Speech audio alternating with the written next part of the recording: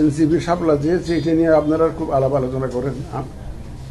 এই বিষয়ে আমার সিনিয়র সচিব মহোদয় বিস্তারিত ব্যাখ্যা করেছেন, আমি আর বেশি বেশি কথা বলতে চাই না। শুধু এটুকু বলি, শাপলা চেয়েছিল কিন্তু নাগরিক ঐক্য, মাহমুদুর রহমান মান্নার যে দল আছে নাগরিক ঐক্য, ওরা কিন্তু প্রথম চেয়েছিল, একবার দরখাস্ত দিয়েছে, তারপর আমার সাথে ওনাদের ডেলিগেশন দেখা করেছে।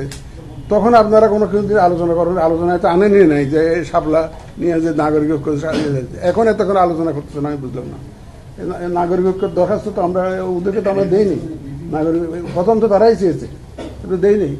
কিন্তু এখন দেখি যে আপনারা খুব আলোচনায় আনছেন। আমাদের সিনিয়র সেক্রেটারি অলরেডি এই ব্যাপারে অনেক ব্রিফ করেছে, চিঠিটা দিয়েছে, গতকালকে বোধহয় দিয়েছে শুনেছি। এটা আমাদের কমিশনে আলোচনা করে এইটার ব্যাপারে আমাদের করণীয় যা আমরা নির্ধারণ করতে হবে। আমরা তো একা কোনো সিদ্ধান্ত নেই না, আমরা সব কমিশনে বসে আলোচনা করে যা করার করবো, সেটা আমরা ডিসিশন নিয়ে নিতে হবে। আমাদের কমিশন সবাই চিঠিটা মাত্র আসলো তো গতকালকে। এটা এমন না যে দিলে আমার জব চলে গেল, এমন তো না। কমিশনের সবাই এটা আলোচনা করবো ওনাদের চিঠি নিয়ে, আমাদের পরবর্তী কার্যক্রম সম্পর্কে সিদ্ধান্ত আমরা নিব কমিশন সবাই। যে কোনো কেউ তো এই দেশের নাগরিক তো আমাদেরকে চিঠি দিতেই পারে। এটা রাজনৈতিক দল তো আমাদের stakeholder, major stakeholder, আর এরা একটা অভ্যুত্থানের নেতৃত্ব দেওয়া দল, আপনারা জানেন, নেতৃত্ব দেওয়া, তারা এখানে অ্যাক্টিভলি পার্টিসিপেট করা দল। সুতরাং এবং তারা একটা চিঠি দিয়েছে, এই চিঠি দেওয়ার মধ্যে আমি কোনো অসুবিধা দেখি না। এই চিঠি দেওয়ার মধ্যে তারা দিতেই পারে, যে কোনো নাগরিক তো চিঠি দিতে পারে, আর রাজনৈতিক দল তো পারেই, দল তো পারেই। এবং আমরা তো, আমি তো ওই যে আপনাদেরকে একই কথা বারবার বলতে হয়, আমাদের রাজনীতিবিদরা দেখবেন at the end of the day দেশের সাথে অনেক কিছু অ্যাকোমোডেট করেন। এটা দেখা গেছে, সেটি ওনারা দিয়েছেন, এটা আমরা বিবেচনা করে দেখব কমিশন মিটিংয়ে, তারপরে যে আমাদের যা করণীয় সেটা আমরা করব। নাগরিক ঐক্য রেজিস্টার্ড পার্টি, তাদের একটা প্রতীক আছে, কি জানি একটা প্রতীক আছে, কেটলি প্রতীক আছে। ওনারা এটা পরিবর্তে শাপলা চেয়েছিল, দুইটা চিঠি দিয়েছে, আমার সাথে দেখাও করেছে, কিন্তু আমরা দেই নাই। আমরা সিদ্ধান্ত নিয়েছি যে এটা দেওয়া যাবে না, আমরা সিদ্ধান্ত এই জবাব দিয়ে দিয়েছি। পরে না এনসিবি অ্যাপ্লাই করেছে, তারপর বাকিটা এনসিবিটা তো আপনারা জানেনি, আর কি এটা নিয়ে আমি ব্যাখ্যা করতে চাই না। এটা এনাদের তো সেকেন্ড অ্যাপ্লিকেশন, প্রথমটা নাগরিক ঐক্যের এখনো দেই নাই আমরা। ওনাদের চিঠি দিতে পারেন, চিঠি দেওয়ার মধ্যে আমি কোনো ভুল দেখি না, কোনো রং দেখি না। এই চিঠি দেওয়ার মধ্যে ওনাদের কোনো কি বলবো কোনো আইনের ব্যত্যয় করেছেন এমনও দেখি না। ওনারা চিঠি দিতেই পারেন, এটা অলওয়েজ ওয়েলকাম টু রাইট। আপনারা যদি কোনো চিঠি দিতে চান, দিচ্ছেন না একটা, ওই যে সংশোধন করার জন্য, আপনার নীতিমালা সংশোধন করার জন্য, চিঠি তো আপনারা দিতেই পারেন, যে কোনো কেউ দিতে পারেন। রাজনীতিবিদরা অনেক কথা বলেন, এটা ওনাদের বলার অধিকার আছে, ওনারা বলতে পারেন। আমরা তো আর সেই রকম জবাব দিতে পারবো না, আমরা শুনতে পারবো। আমরা শ্রোতা হিসাবে অত্যন্ত উত্তম,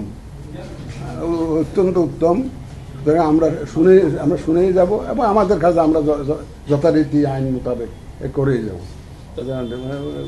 ওইটাকে হুমকি মনে করছেন না? না, মোটেও হুমকি মনে করি না, কারণ ওনারা তো দেশদ্রোহী না, ওরা দেশপ্রেমিক তো, দেশপ্রেমিক তো, ওনাদেরকে এগুলোকে আমি হুমকি মনে করি না। ওনারাও দেশপ্রেমিক, ওনারাও দেশের মঙ্গল চান, দেশের ভালো চান, এবং যে ধরনের কর্মকাণ্ড করলে দেশের মঙ্গল হবে সেটা অন্যরাও বুঝেন। আমি ওইটাকে কোনো দেশের জন্য হুমকি মনে করি না, আমাদের জন্য কোনো হুমকি মনে করি না। ফেব্রুয়ারিতে ইলেকশন করার জন্যই প্রস্তুতি, আমাদের চূড়ান্ত প্রস্তুতি চলছে, আপনারা দেখছেন এবং জানেন যে একটা ফেব্রুয়ারি রমজানের আগে, আগামী বছর রমজানের আগে ফেব্রুয়ারি মাসে প্রথমার্ধে নির্বাচন করার জন্য যা যা প্রস্তুতি নেওয়া দরকার আমরা জোরে সোরে নিচ্ছি। এবং আমাদের মাননীয় প্রধান উপদেষ্টা এখন নিউ ইয়র্কে আছেন, আপনি দেখতেছেন যে যার সাথে দেখা করছেন তাকেই বলছেন যে আমি ফেব্রুয়ারিতে নির্বাচন হবে, আমি গণতান্ত্রিক পন্থায় ক্ষমতা হস্তান্তর করতে চাই এবং একটা সুন্দর নির্বাচন, ঐতিহাসিক নির্বাচন দিতে চাই। এবং ওনার ওই কথাগুলোকে বাস্তবায়ন করার জন্যেই আমরা কিন্তু কাজ করছি, একবারে যে একটা ঐতিহাসিক নির্বাচন যাতে হয়। এবং ঐতিহাসিক নির্বাচন কিন্তু আপনাদের ছাড়াতে পারবো না, আমরা যত ভালোই করি না, এখন আপনারা যদি উল্টাটা বলেন তাহলে তো সব শেষ, বরবাদ হয়ে যাবে।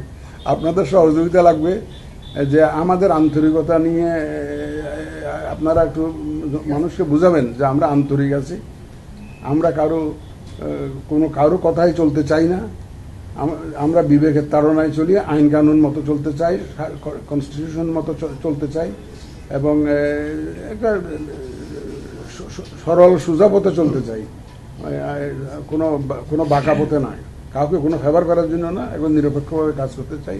এই জিনিসটা আপনারা, আমাদের বক্তব্যটা আপনারা সবার কাছে এটা তুলে ধরবেন। রাজনৈতিক দল হলো আমাদের মূল স্টেক হোল্ডার, এতে কোনো সন্দেহ নেই।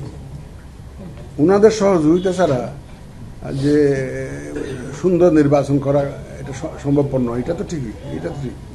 আমি সেদিন একবার কিছুদিন আগে আমার দেশ পত্রিকায় আমাদের সম্পাদক মহোদয় একটা মন্তব্য প্রতিবেদন লিখেছিলেন, আমি খুব লাইক করেছি এটা।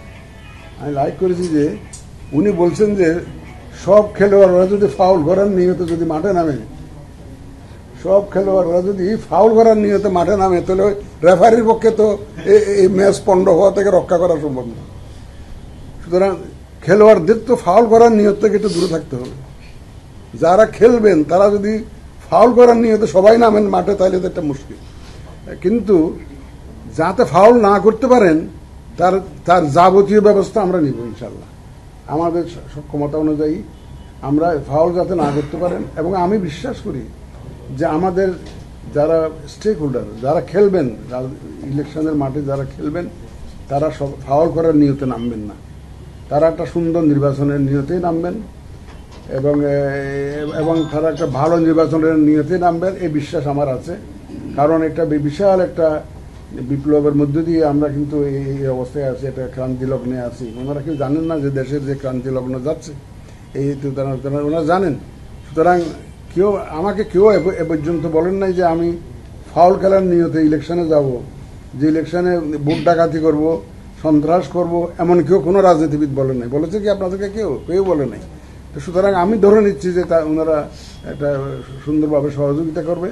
তবে এটা একটা আন্ডারস্ট্যান্ডিং ব্যাপার। গভর্নমেন্ট ইজ নেগোসিয়েটিং, গভর্নমেন্ট তো ওনাদের সাথে আলাপ আলোচনা চালিয়ে যাচ্ছেন।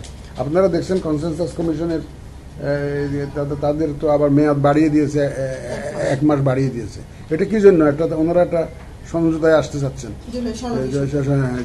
আসতে চাচ্ছেন। সুতরাং আশা করি ইনশাল্লাহ একটা সমঝোতায় আসবেন।